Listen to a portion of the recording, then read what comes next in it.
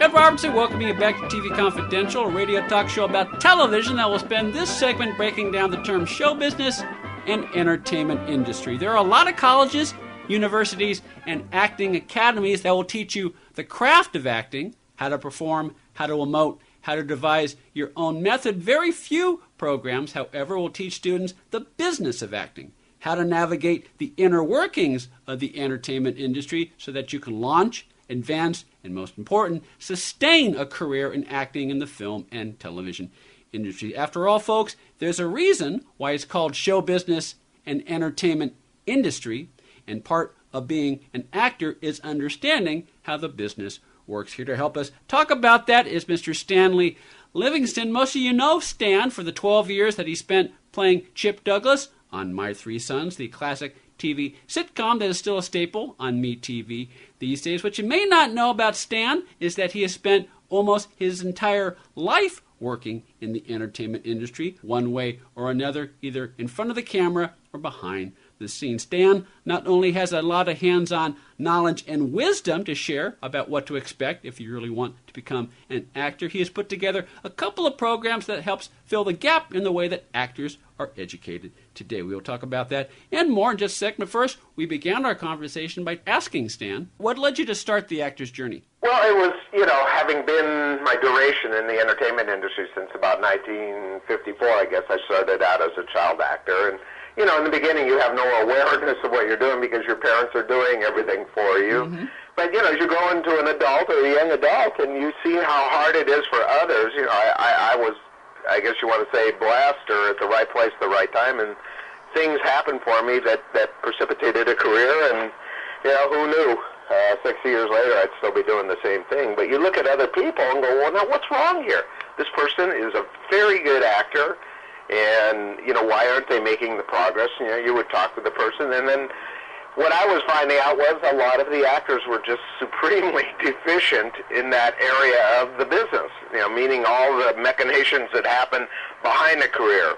They weren't doing the right things, or they felt they were misunderstood, or they didn't understand some of the processes that were involved in, bringing their talent and their skills, to the industry. And it really made me realize that there's a missing ingredient here. There's a component missing. And the more I thought about it, the more I realized that, well, you know what? The entertainment industry for actors, and maybe for writers and directors and everybody in it, really is a two-component industry. It's, having talent and then taking that talent and developing it, to the highest level so that it's professional and it becomes a skill that's second nature to you, which for actors would be the art and craft of acting. Mm-hmm. But the acting, when you think about it, you really only do that when you're either on stage or in front of a camera. You're not walking around acting all day. You might have to go to class. That would be the only other place you might actually be perfecting your craft or working on it. But for the most part, when I looked at my own career, I'm going, wow, really the bulk of my time, and I've done a lot of stuff. Mm-hmm. I said to myself, look, if I had loaded everything that I possibly ever did, every guest spot, every TV show, every episode of every TV show I was on, movies, theater, onto a reel and projected it, hey, it might last a year. So if I've been involved in this industry 60 years, that tells me for 59 years of those 60 years I was looking for work, mm-hmm. and really working on that other component, which is getting work. How does that all work? What are the things that I did that got me to those jobs? The acting jobs. Was it networking with people? Was it understanding the industry a little bit differently than somebody else, which led me to work where with other people it didn't? Or was it the psychological aspects of being an actor, not having certain things explained to you, that actors tend to take a lot of things very, very personally when maybe they shouldn't? Anyway, all these things just kind of gelled over the years, and I talk about it with other actors or directors, and finally it was funny. Somebody said to me, well, why don't you do something about it? Why don't you create a program for actors around the business of acting, or what I call the non-performance aspects of being an actor? Mm-hmm. And that was kind of, I started thinking about that and thinking, well, yeah, I could do that. Why don't I, figure out what those things are? And then let me call everybody I think I ever knew, whether they were an actor, a director, a producer, a writer, casting directors, agents, managers, and see if I can get them to the table to talk about these topics that we had come up with that comprised this, what was to be a program for actors on the business side of the industry. That's how it started. The original inception of it, though, was going to be a program just for the parents of children and teens. I was kind of focused on that in the beginning. Mm-hmm. I think that is probably the sorriest lot of people that come here. It's the parents, have wide-eyed aspirations for their children who are, I think every kid is cute and probably talented in some way, some more than others. But they're the ones that really are being exploited, I think. I don't want to say by the industry, because there's really a demarcation line. Mm-hmm. The industry itself, I think, is pretty straightforward in its handling and hiring of children. But what's cropped up is this whole other business around the business. Mm-hmm. For these companies that poise themselves as talent search companies and talent development companies and bogus agents and bogus managers, and for a fee, they're going to get your kid into show business. And I really saw a lot of that exploitation going on. It seemed that people who don't know what they're doing kind of pass through the clutches of these people, and they spend a lot of money. We're talking a couple $1,000 to $10,000 on things that maybe they shouldn't be spending the money on. And eventually, coming to their senses and realizing that they just gave the money to the wrong person that had nothing to do with the industry. They live on the edge of it and kind of feed on these new beginners and people that don't know what they're doing, like sharks. So the kid's right back where they started. So we kind of started the program that way. I contacted a lot of former child stars and agents, managers. And just before we started shooting, it occurred to me, I said, as much as I want to do this for the kids, and that's kind of my background, or how people know me. I mean, I worked as an adult actor too, but it suddenly occurred to me that there are way more adult actors than there are kid actors, and that to not do a program for the adult actors, meaning 18-year-old or older, would really be remiss. So we kind of backed off for about a month till I got this other program ready to shoot, and brought in people, and some of them did double duty. They appear both in the actor's journey and the actor's journey for kids. And then other people were only in the actor's journey for kids, and other ones were only in the actor's journey, which is the adult version of it. So we shot and shot and shot for about almost 2 years, because we had probably about 125, 130 people. Not everybody ended up in the piece, but some of what they said helped shape the content. And then there were other people who were involved on camera at all. They were basically involved in helping me shape the material that was going to become the program. And some really big people, and they all agreed to a person that something really needs to be done about this. You've got an industry that's a 100-year-old industry. It draws people like moths to a light bulb, but everybody only sees the acting, the performance side of it, and the excitement, and the red carpet, and being treated special, and making big money, and having big homes. Nobody really sees the work that goes in behind that. That's the invisible part of this. And most people don't know what that is. That's the reason that most of these people who are even very talented, exceptional performers, never get anywhere. They're so focused on this other part, the acting and the craft part of the business, that it just eludes them that there can be this other side. And they can't find a resource to kind of tap into it to let them know actually what these other things that they should be doing are, or they do things that would be ill-advised if they would talk to somebody. There's a lot of people right from the onset that go, hey, I got to join the Screen Actors Guild. That's where you got to be. And nothing could be further from the truth for a beginning actor. Yeah. But there's nobody there to stop you, not even the Screen Actors Guild. They'll gladly take your $3,000 and give you a plastic card for it, and you'll never hear from them again. So, there's so many little things that actors really need to know, especially at the beginning. Because what this industry thrives on, there's two types of actors that it thrives on. One is the big star, the $20 million actor who can drive a movie and can open a movie, and that they're willing to pay $20 million to appear in a movie. And then the other person are brand new discoveries, that fresh new face. The people that have the worst of it are the people that have already been discovered and had a little bit of an opportunity and a break, and maybe, for a brief moment in time, they were seen and getting parts, and then it kind of, implodes a little bit, and you're just basically a journeyman actor now. You're one of the rank and file that comprise the Screen Actors Guild, who you're not famous, but you're not a fresh face. you hold a card, and, how do you go out and compete to get the work? And the great thing about your program, Dan, is that a lot of the information is hands-on knowledge that can be applied to that middle category, which is That's really who it was made for. It's Yeah. made for the beginning actor who knows nothing, or only knows the acting business side. But it's really, you have to redirect, because what happens, too, this is a real issue, is that the rank and file becomes soured on the business because they think they've worked enough, and they, believe that put them in a position of knowledge that they know a lot about the industry. But, to be really honest, most people or most actors, they really know nothing about this other side. They know to get an agent, to get a manager, they need to have their reel cut, they need to know, that they need their headshots changed every once in a while so they have a, fresh appearance. And that is 4, 5, 6 of the things you need to know. However, the actors here, we teach 60 different topics. So what are those other 54, 55 things you really need to know and really need to think about to move your career?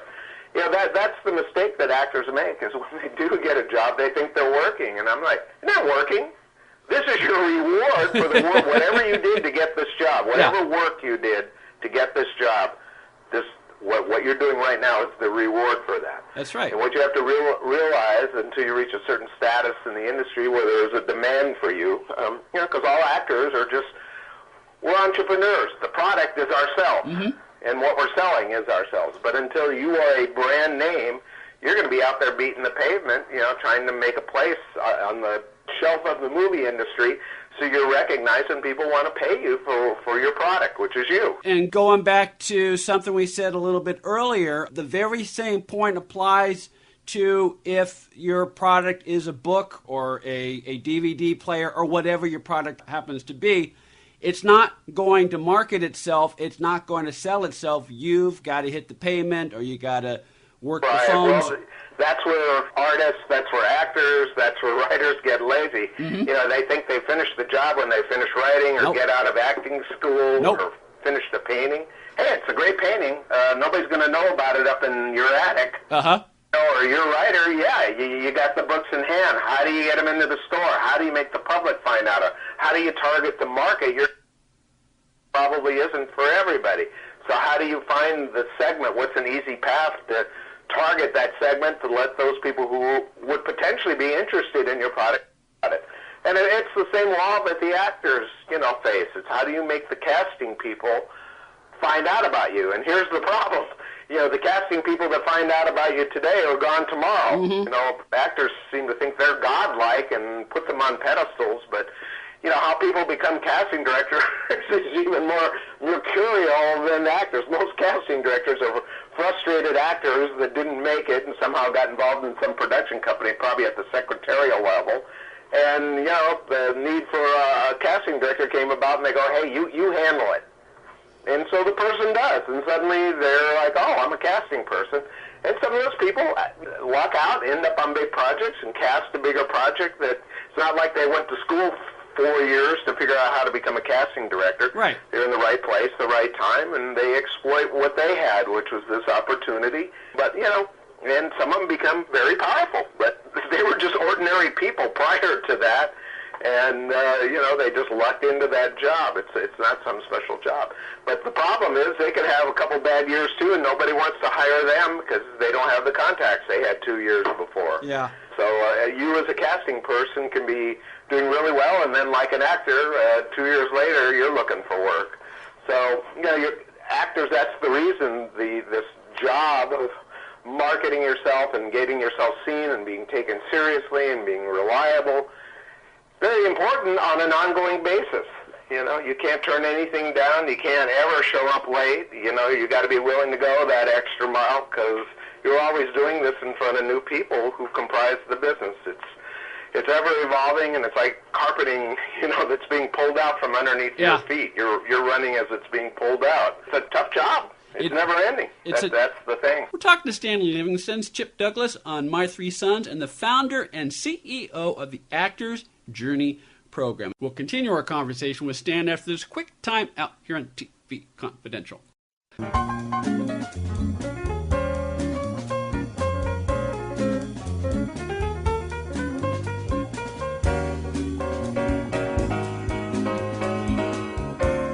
Robertson, along with our guest Stanley Livingston. Stan is the founder and CEO of the Actor's Journey program, an educational program that teaches the legwork and skills that a working actor needs in order to build and sustain a successful acting career. The Actor's Journey program has two programs, the Actor's Journey for adult actors and the Actor's Journey for kids for parents of aspiring child actors. Both programs, both the Actor's Journey for adult actors and the Actor's Journey for kids, cover more than 60 topics, as Stan just said, and pool the wisdom of more than 100 entertainment industry professionals. For more information, go to theactorsjourney.com, www.theactorsjourney.com. Two things. One is, years ago, when I first started off my career as a writer, I was telling a friend of mine who worked in a completely different industry, and I said, I need to start networking with writers, and he said, no, you need to start networking with successful writers. You need to start networking with professional writers, because that is really where you're really going to learn the ins and outs of how to conduct yourself, and that's exactly what you do with your programs. Exactly. Well, but I tell that to actors too, especially the new ones, because people will graduate from school or college and think, hey, I'm done, I put my 4 years in, but what you find out as an actor, you're always going to be in class, because acting, it's not like swimming, where once you learn how to do it, that you can do it instantly. You really do get rusty very fast. So mainly you're in class still to keep the wheels greased, but you should always be on the conquest to learn new things, learn things from other actors. There's always something to learn. So besides keeping yourself prepared for when you do get a job audition or an interview, you should be there learning. But the distinction is a lot of actors don't give a lot of thought as to the schools that they choose. A lot of them become very loyal to a particular teacher, and that's fine for a while. But, if you really look at it, there are a lot of schools out there, and that's part of your job, not just, trying to get work, but finding out which schools are the hot schools to go to, what schools have turned out maybe some really professional people, and what professional people are still at the school in between doing major feature films and working on their craft still. Because there are those type of schools, and those are the kind of schools you want to get yourself into at a certain point. Because, like you said, you're associating with people who are not just actors, but working actors. And you're thrown into a scene with them, and you're going to have to rise to the level of a professional actor. I believe that really raises the stakes and makes people better at what they do than if you're working with somebody that's incompetent or gives nothing back to you. These people know what they're doing. But to be accepted into a master class, a friend of mine, he's got a class, and it's funny, I've known this guy probably 30, 35 years, and he kind of was the instructor for the new students for an actor named Ken McMillan. He was a great character actor. He used to teach the master's class there. And Ken passed away, and my friend Aaron Spicer inherited the class. And, there weren't really any mainstream actors there, but I was just always amazed how this guy could get, these young kids, they're late teens, early 20s into the class. And I had a girlfriend at the time was taking the class, and I'd kind of sit in the back, and I was just amazed. Come back 6 months later, and people that I thought absolutely should keep their day job have been transformed into these amazing actors. And anyway, flash forward 30 years later, Aaron finally branched out on his own, started his own school, and kind of worked his way up. But the people that go to him now are Will Smith, the Wayans brothers, Virginia Madsen, Dwayne Johnson, Jennifer Lopez. I mean, it's totally amazing. So what I'm saying is for people that are actors who, maybe even working, you still want to find a school like that where those type of people are attending the master's classes and still working, with usually the proprietor, in Aaron's case, it's Aaron. But, if you're at the actor studio, you were working with the top actors in town, and you're going to learn much more from that because you're going to end up in scenes with them. And they're going to pull you up to their level. And you know what? A lot of these people, they're not adverse to helping people either. They see you in the scene, they go, hey, do you have an agent? You're really good. And if you don't, sometimes they go, let me talk to my agent about you or see if I can help you out. And I've seen that happen so many times. Or, hey, I'm doing a film, and I'm going to suggest you to the director, to meet the director. And they have the power to do that. They're going to be listened to. And sometimes that's a shortcut. There's other shortcuts to getting into the industry. If you can do stand-up comedy and you're interested in doing comedy, it's a shortcut. I mean, you can shave years sometimes off the process by going out there. It's very hard work. I know I couldn't do it, but for the people who've got the gumption, get up there and stand up there live and find out exactly how funny they are every night. There's always somebody in the audience eventually that's going to look at you and go, that guy is really good. But just the same, I mean, like everything else we've been talking about, you gotta do the legwork in order to look up the places that are most likely to. I mean, if you've never done any stand-up, you got to look for places that are likely to have open mics. You should, and then, I mean, that's not for everybody. It is very intimidating, but there is. Like I said, if you're looking to accelerate the pace of your career trajectory, that sometimes can do it. But, if you don't run into somebody that can tell you that, you languish. That's what happens with actors. There's nobody to tell them about all these little nuances and shortcuts and things that they could or should be doing. So they languish. And, by that time, whatever heat they had just keeps cooling off. It's like a hot coal. It keeps cooling off. I mean, there's just so many little things you can or should be doing or, could find out about that can move your career forward exponentially sometimes. Besides being in the right acting school and, doing your homework and finding out about that, or, like saying, the comedy clubs, or just, actors do what they think are the right things.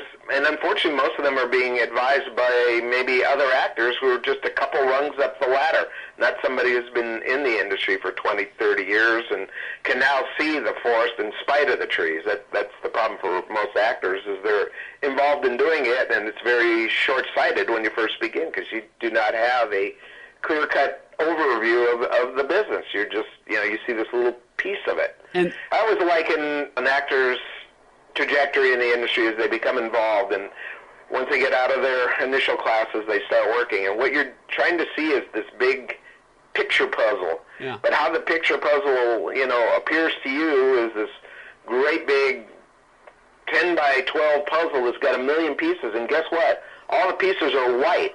It's very difficult to tell what piece went next to this other piece, which would be very helpful if you only knew that. And every time you do something, whether it's, a performance, or you go on an audition, or you do something in class, or have met somebody, you're obtaining one of the pieces of the puzzle. Yeah. That's the problem. There's so many pieces that it takes forever to get those, and most actors burn out. I mean, we're in an industry that has all these people that have paid big money, gone to school. Most of them are excellent actors. I would say the majority are. But the attrition rate of those people in and out of the industry is like 99%. Yeah. Because they don't get anywhere, because they can't figure out this other part. There's no place to advise them. There's never been a program. Like I said, the universities and colleges can't teach it, so they don't. And to be really honest, some of it is, when you learn about certain things, you wonder whether you would have chosen that career path had somebody told you how difficult it's going to be.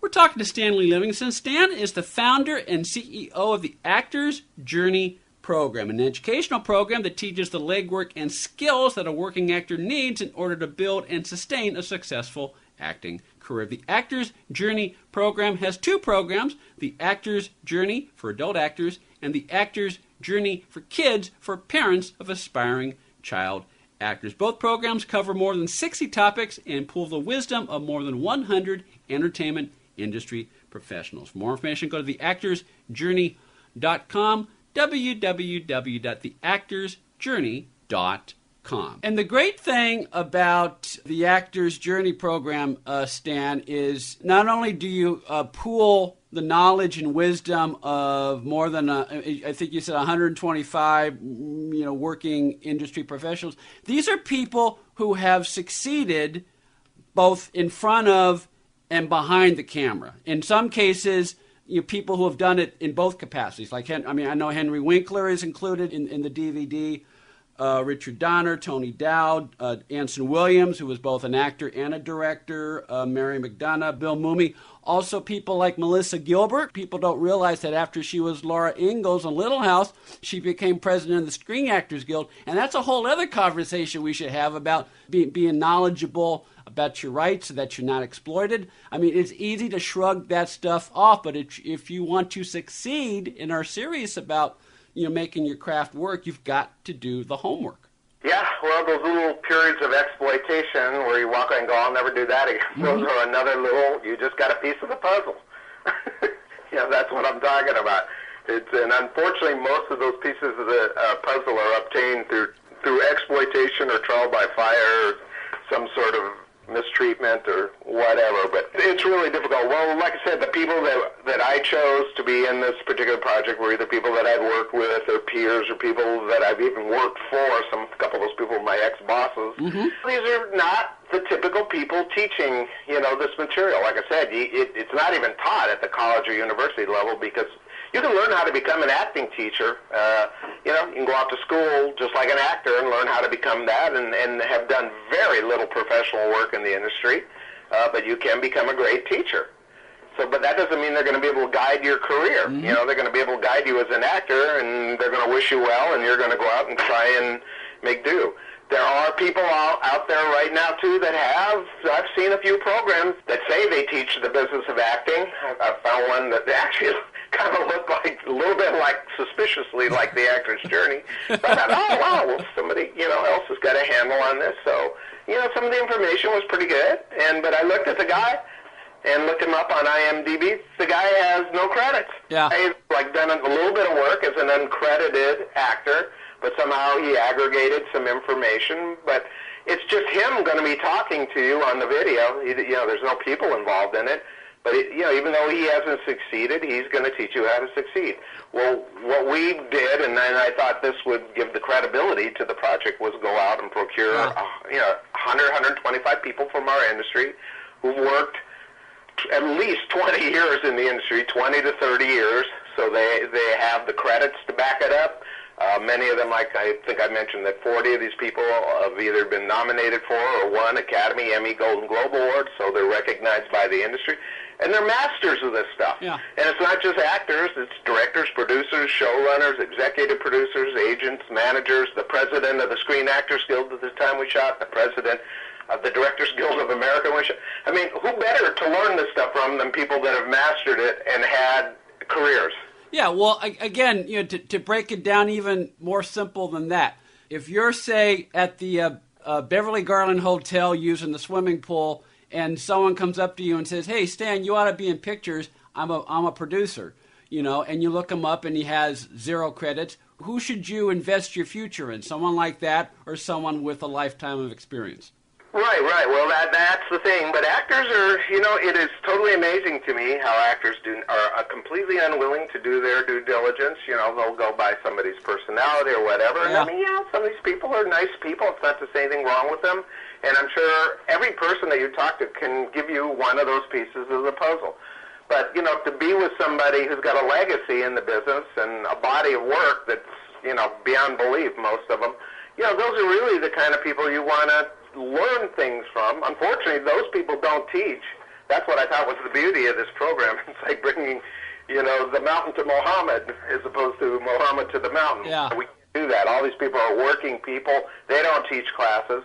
But the idea was, what if these people could not only become your teacher, but your mentor, and bring you all this incredible information that would take you probably 5 to 10 years to aggregate on your own and thoroughly understand, but you have everything explained to you.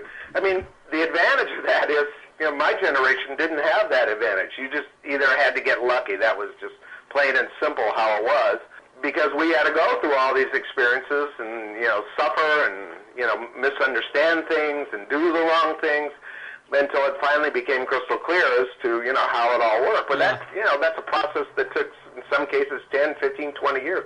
I don't think new people especially have the patience for that. So the idea was, what if there was this program that as you're graduating and you're, finishing your program in the art and craft of acting and becoming an actor, that you have this other component now available to you in a 10-hour-long program, which aggregated all the information that the prior generation learned, by being in the trenches and suffering and doing all the wrong things, so you don't have to make our mistakes.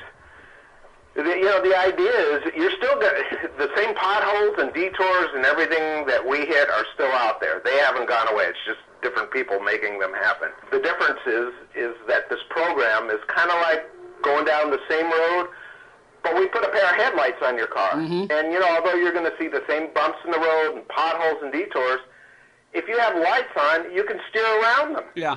You don't have to do that. And that's the beauty of what we're trying to do, is warn people about this and get them acclimated to what's going to happen prior to it happening, so you can do something about it or make some sort of assessment about it from a position of somebody from experience who told you. And, the person who told you worked in the industry for 20, 30 years. There is, like I said, a few other programs out there, and there are teachers that I every once in a while see something, business of acting class. But like I said, most of these people are self-appointed experts. Mm-hmm. They've really never had the background or know what. They just have the chutzpah to get up in front of people and say, hey, I didn't make it, but I know how to tell you how to go do it. Well, and that's kind of the tact. And it's amazing. You can fill up a room with people willing to pay a couple $100 to find out how to do it from some guy who has no experience, no credits, but it all sounds good. Well, yeah. I'm a self-appointed expert, but I can say that because I've been doing this for 8 years. We're talking to Stanley Livingston. Stan is the founder and CEO of the Actors Journey program, an educational program for both aspiring actors and working actors that helps fill the gap in the way that actors are educated today. The Actors Journey program incorporates the knowledge and wisdom of more than 100 industry professionals, including Henry Winkler, Richard Donner, Tony Dow, Anson Williams, Brandon Cruz, Paul Peterson, John Provost, Mary McDonough, Bill Mooney, former Screen Actors Guild President Melissa Gilbert, and former Directors Guild of America President Jack Shea. For more information, go to theactorsjourney.com, www.theactorsjourney.com. One thing I would like to ask you, I found it very interesting, Stan, and again, when you're a kid, you have no idea that you're going to be doing what you're doing today, running this important program. But I just found it very interesting that early in your career, you had a chance to work with Ozzie Nelson. You talk about a very innovative guy who understood a lot of aspects, a lot of useful aspects of the industry and was able to make it work for him. So you were able to work with him. And you were able to work with Jackie Cooper, who a true survivor and a man who learned to adapt as his career. When you made the various transitions in your career, from in front of a camera to behind the camera, and ultimately to developing your own educational program, did you perhaps draw on some of the experiences or lessons you learned from working with people like them? Absolutely, yeah. You become part of everybody that you ever worked with, and go, wow, that was really clever how this guy did this, or how he elicited a certain performance out of somebody, or you learn things that you don't want to do sometimes that you think make people uptight, so they're not going to give you the performance you want. I've worked with everybody from really gentle people who had a way of talking to you, persuading you to do things, or could put things in your head that allowed you to tap into emotions when you're a performer. And then I've worked with people that you're afraid to do anything because they just scream at everybody. Yeah. They're screaming at you and screaming at everybody else and threatening and belittling and embarrassing people. So it kind of runs the gamut. I mean, Ozzie was great. He was probably one of the most gentle people to work around. He kept a very easy, relaxed set. And, Ozzie, next to My Three Sons is the second longest running sitcom on TV, which is the one that I appeared on for almost 400 episodes. I think there were 380 episodes we did all told. And the show is still on the air miraculously. What is this, 54 years later? 54 years that's later. A testament to it. So we did something right. The fact that TV series just keeps going on and on and on, either on some, we've been on everything from ABC to CBS to daytime syndication on CBS to 10 years on Nick at Night, 10 years on TV Land. We've been on the Hallmark Channel, Ion, Family Channel, Family Net, and then most recently MeTV. But prior to that, there was Ozzie and Harriet, which actually is the longest running sitcom ever on TV. That was made for 14 years, and that's really where I got my start. I was a child actor trying to become one. I was hired not as an actor, but as an extra. Mm-hmm.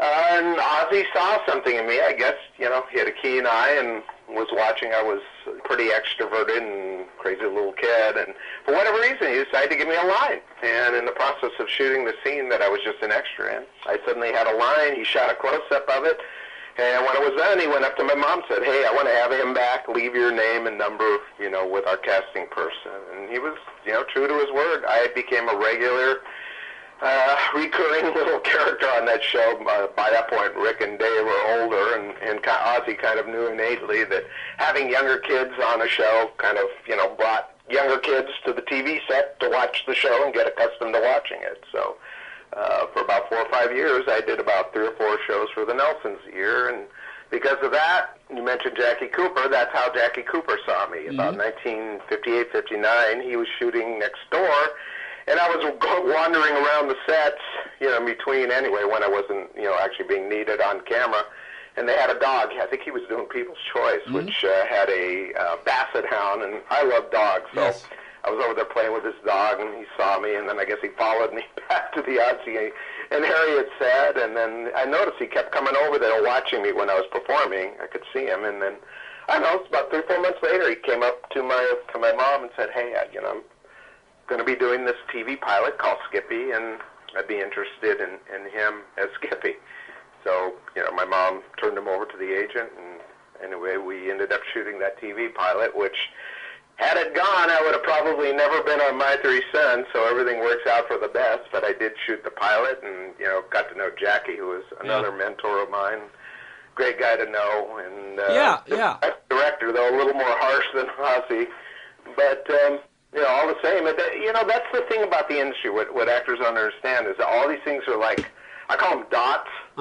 Everything that we do, every person that you meet, every audition that you went on, every video you're in, every other actor you met or director, producer are these dots that are these invisible connections. Almost like if you can imagine the internet, all these lines connecting all these dots, it's just that you can't see them. And eventually, if you lay down enough dots, they do interconnect, and suddenly you get a phone call from something you did from 2 years ago that was totally inconsequential to you, but besides the casting person, the director was the third person in the room that you knew nothing about or weren't even introduced to, but they remembered what you did, and now they want you. Doing that, or if you do that over the course of a career like 60 years, you've worked with a lot of people and laid down a lot of dots, and, sometimes they come back at you, sometimes they don't. But I would say most of the work I've ever gotten is more related to that and just doing the processes than, actual work that my agent got me. So if I were looking for a soundbite for the Actors program, I would say it's a 10-hour program that connects the dots. It's a 10-hour program that connects the dots. Yeah, I think on the business side of the industry, for actors, which is it's very mercurial. Here's one of the big problems with it is, there's a lot of careers you can go into where there's a lot of stuff you don't know, but you kind of know what it is, and you just know you need to learn it, but you haven't learned it yet. Yeah. It's like becoming an editor. You need to learn Final Cut Pro or the Avid or Adobe Premiere, and then you'll be on your way. In acting, that's the problem, is you don't know even what you need to know. That's the biggest problem of all. There's no clear-cut program. Well, until the actors are here, there was no clear-cut program. There was nothing saying if you do X, Y, and Z, or, A, B, C, D, E, F, G, you will have conquered all these things. Yeah. We're talking to Stanley Livingston's Chip Douglas on My Three Sons and the founder and CEO of the Actors Journey program. We'll continue our conversation with Stan after this quick time out here on TV Confidential. Cam Caricatures will keep the fun rolling at your next party, convention, or event through a live video feed. As friends or colleagues gather around the webcam, I can see them on my screen, and they can view my caricatures come to life on their own screen. The completed black and white drawing will then be emailed to you to print out. Pricing and details are at hamcamcaricatures.com. That's HAMMCAMCARICATURES.com. Buying or selling a home can be one of the most stressful things we'll ever do in life, but it doesn't have to be. And no one knows that better than our friends at Front Porch Realty Group. They're a community of realtors serving the northern Bay Area of California that cares about their clients as individuals first and foremost. Whether you're a first-time buyer or looking to lease or sell your property in the Bay Area, Front Porch Realty Group will help you through this important transition by providing you with the right information for your situation while lessening the pain. Check out their website, frontporchrealtygroup.com, For more information on the services they provide, including upcoming workshops and seminars.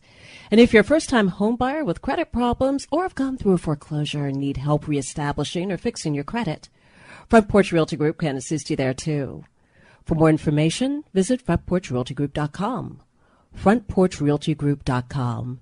They'll find the solution that works best for you. One more item, if you're a fan of Dean Martin or are looking for the perfect holiday present for the Dean Martin fan in your life, check out the Dean Martin Celebrity Roasts, the complete collection, now available through Time Life Home Entertainment. Long before Comedy Central got the idea of over-the-top celebrity roasts, Dean Martin pioneered the format back in October 1974. First with the Dean Martin Show, then later with the Dean Martin Celebrity Roast. The Dean Martin Celebrity Roast Complete Collection, available now through TimeLife.com, features all 53 celebrity roasts, many of which have never been released before on DVD. The men and women of the week include such accomplished performers and athletes as Bob Hope, Johnny Carson, Sammy Davis Jr., Jack Benny, Lucille Ball, Jackie Gleason, George Burns, Don Rickles, Kirk Douglas, Danny Thomas, Hank Aaron, Wilt Chamberlain, Joe Namath, Muhammad Ali, Ronald Reagan, and Dean Martin himself. The box set also includes more than 15 hours of bonus programming, including comedy sketches for the Dean Martin Show, rare Dean Martin TV specials that have not been seen anywhere since their original broadcast, more than 30 exclusive interviews with roasters and roastees for the Dean Martin Celebrity Roast, including interviews with Jonathan Winters and Phyllis Diller taped just before their passings, as well as specially produced featurettes, rare home movies with Dean, family, and friends, plus 2 bonus DVDs featuring 7 episodes of the Dean Martin Variety Show. If you're a fan of Dean Martin, if you missed the old variety shows of the 1970s, or just looking for some good old-fashioned belly laughs, check out the Dean Martin Celebrity Roast, the complete collection, available now on DVD through TimeLife.com. Hi, this is Don Most, and you're listening to TV Confidential.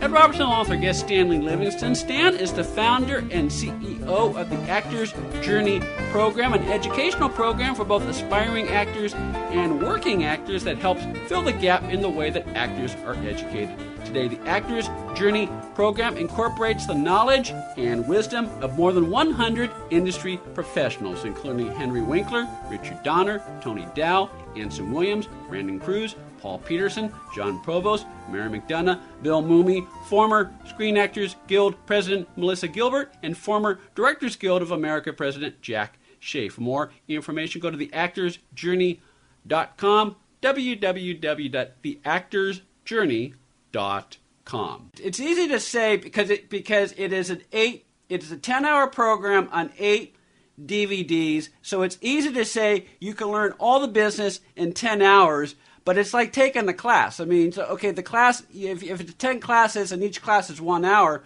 there's still a lot of prep time that you got to do, in between classes. So it's a lot of time, which you're going to put in anyway if you're serious about making this work.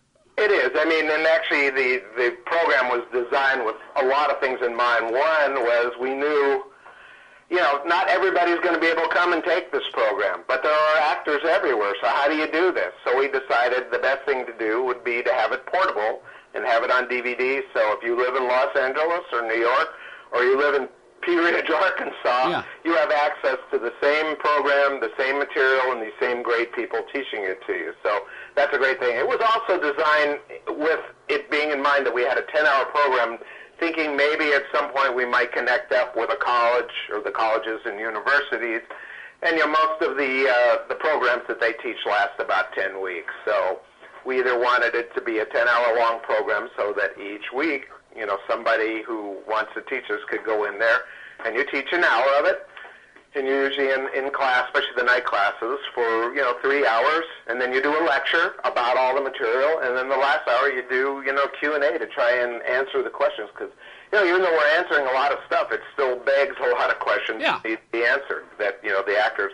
But walking away from that, I mean, you're going to thoroughly understand the industry. You're going to understand it probably better than maybe even the people that are in it, because they had their own insights, but I can't say everybody knew everything. Mm-hmm. But, you can be at the inception of your career really super knowledgeable about this part of the industry. And you're going to find out slowly but surely that this is everything. The acting part is almost nothing when you realize how little you're actually going to be performing in over the course of your career. You know, people say I want to be an actor, think I'm going to be acting 24 hours a day, and you know, it's just not the case. You know, if you're lucky. My brother works, Barry Livingston, you know, the one that played Ernie on My Three Sons. Yes, yes. Works about as much as an actor I think can work that's not a big star or is not, you know, having a TV series. But every week he does a different show, and you know, he goes through the same process. You go out, you audition. There's either a callback or you get hired on off the first thing. But he's, you know, done it so much that he's sort of turned himself into a brand now. And it's like, if there's a part for a doctor, a lawyer, attorney, CPA, he just sort of has that look. And he always delivers. So he walks in the room, he usually gets the part. But it's just going through the motions of doing that. And most of that work is stuff that he finds for himself. Occasionally it comes through an agent. And then a lot of it comes as the fact that he's worked with a lot of people who, you know, when the director gets hired on something else and there's a part like that, they call his agency and say, hey, got a part for you. Yeah, well, and that touches on another thing. And again, there's a parallel between, you know, what you talk about to working actors or aspiring actors and what I deal with in the writing industry. I mean, there are a lot of different agents. Some will do more for you than others will. And there's a reason why actors change agents as often as they do, because sometimes the agent's not doing anything for them. And so, you know, since your career is on the line, you've got to make choices. Exactly. Or, you know, your career, it's going to have ups and downs. And the agent that was hot on you when you came to the agent sometimes gets complacent, or they get somebody who becomes a big actor in their stable of actors, and, you know, that guy gets 90% of the attention. So, you know, you constantly need to evaluate all this and know what your options are. You know, we teach people techniques for just kind of, I don't want to say bugging their agent, but non-obtrusively letting the agent know that you're alive, and in a very constructive, creative way. You can't just keep calling every day going, hey, what do you have for me? What do you have for me? You know, they're going to just go, oh, my God, I'm never going to take this guy's call again. So you have to find out ways that other actors have done this and done it creatively, and at the same time you're helping the agent. But, you know, besides marketing yourself to the agent, trying to keep abreast of, you know, where they're at with you, because, you know, if they keep telling you they're interested and nothing's happening, you know, you just got to wonder whether they're paying lip service. Yeah, you have to know the fine line between being persistent and being a pain in the ass. Yeah. I mean, it's like any job. I mean, you know, anybody can do things, but some people can do them better because they know the nuances of how to finesse things. And, you know, that's what we're trying to impart to actors is, you may have an overall picture, but these are the finer points that, you know, you're just not going to get until you do it for 5-10 years, you know, and like I say, I just think it's different. You know, the era I came out of, it was a completely different thing if you went out on a job. The only way you could get a job was by having an agent. Imagine if that was the case now. Yeah. I mean, you know, nobody would work. The agents you have are, you know, when you work, we're still not working as much as you wanted, even back then. And, you know, I worked quite a bit as a kid, but, you know, when I became an adult, it was kind of aggravating for me to go, why is this guy calling me? Why has it been 3 weeks since I've heard from my agent? And, you know, I'd sit there and do hocus pocus on the phone, hoping he would call. You know, it would ring and go, hey, Stan, I got an interview for you for a movie or a TV show. And it just turned out not to be my nature to wait around, and by then I was doing production work and formed a production company, so I kind of got busy with that, and, you know, since the phone didn't ring, I wasn't sitting there obsessing on it, and, you know, that's the same recommendation I make to actors today. This is one of the things we talk about in the actor's journey. While you're learning all this stuff and you're doing your work and, you know, hopefully putting into practice some of the things we're teaching you, which will help accelerate, to me, there's no excuse why you can't be doing this yourself. That's right. My era, you couldn't. A camera cost $300,000 back in $1960. You couldn't afford the film. You couldn't afford to shoot. You know, it was an impossibility. But today, you know, with these smaller cameras, you just have like a Canon, whatever, T1 Rebel. You go out and shoot. I have a friend that just did a film, and I swear to God, it is so incredible looking. So the technology is there. It just depends what you're applying it to. So what you need to do as an actor is get yourself with a bunch of guys one of which wants to be a producer, another one who is a writer, and another one who is a director, and you put your own film together while you're waiting. You make it happen for yourself. We're talking to Stanley Livingston's Chip Douglas on My Three Sons, and the founder and CEO of the Actors Journey program, an educational program for both aspiring actors and working actors that helps fill the gap in the way that actors are educated. For more information, go to theactorsjourney.com, www.theactorsjourney.com. Stan also owns First Team Productions, a production company that has produced such films as Checkers and In the Picture, the first motion picture filmed in Cinerama in 50 years. For more information, go to StanleyLivingston.com. You mentioned your production company. I know you've got a couple of things in the works, one of which is called The Quarrymen, which sounds very interesting. What can you tell us about that? Yeah, I have a website that's First Team Productions, so yeah, if people want to find out what I'm doing production-wise, they go to firstteamproductions.com. You can find out about, or I also have a fan site too, because of My Three Sons, so I have a StanleyLivingston.com website, which kind of keeps people current with what I'm doing. But yeah, my day job is the production company, and I'm like actors. I'm on the phone all day. Instead of trying to drum up an acting role, I'm talking to people, either brokers or people that could be would-be investors in a film. Yeah. And it's pretty ugly work. Yep. It's not fun. Nope. It's exasperating, and sometimes I feel like I'm not getting anywhere either. But you just got to sit there and grind it out. That's just what it is. It's right now we've got a couple of projects that we're hoping to find the rest of the funding for one and all the funding for another. We have a Beatles project called The Quarrymen, which about the Beatles at the various earliest days of their career, actually before they were the Beatles. They had a group, and the group consisted of neighborhood friends and high school friends, and it was called The Quarrymen. But the story revolves around these guys because what was intriguing about this material to me when I've been working with a writer for about 2 years on it was the fact that without any one of these guys being there who actually didn't go on, the Beatles would have never happened. Yeah. It's totally, blew my mind away when I saw the interrelationships and the things that were happening, by the meddling of some of their parents, got them their first gig. One of the other guys it was just kind of a very casual thing, introduced a friend of his to John who turned out to be Paul McCartney. But hey, if he hadn't known those guys and those guys weren't in the band, guess what? Everybody would have gone their own way. Maybe they would have appeared eventually as solo artists, but that's the thing when you have a group like the Beatles. Yeah. The whole is, in this case it's hard to say this, but the whole is more than the sum of the parts, and this is the case where the parts themselves were beyond belief. So it's like most groups, they are the ones that succeeded more than the sum of the parts, but usually there's one person in there that is kind of the driving force. This was a case where everybody was just extraordinarily talented or became extraordinarily talented, and the result of that was to create a band that had probably the ultimate impact on the music industry and our culture and fashion, trend, popular culture ever. It's just totally amazed me. But that's the thing. They started out as just ordinary guys, like a garage band, and the band was originally formed because, guess what? They wanted to meet girls and party and have fun. And it sort of became serious for John and then for Paul, and they had kind of a commonality too. They had both lost their mothers, and I think that was the glue, the initial glue that kind of drew them together, that they were both kind of in pain and found solace in each other, and that they had this mutual interest in music and writing music and going to the top of the music industry, and it just happened. I'm sure other people had that dream, but and then serendipity and luck come in too.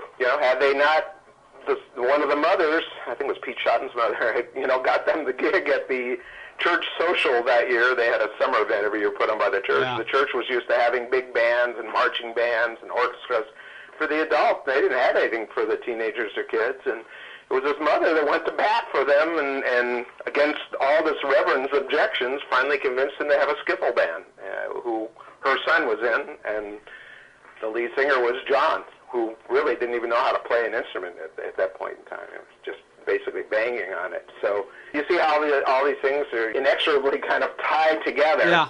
But at the time, you don't know what they mean.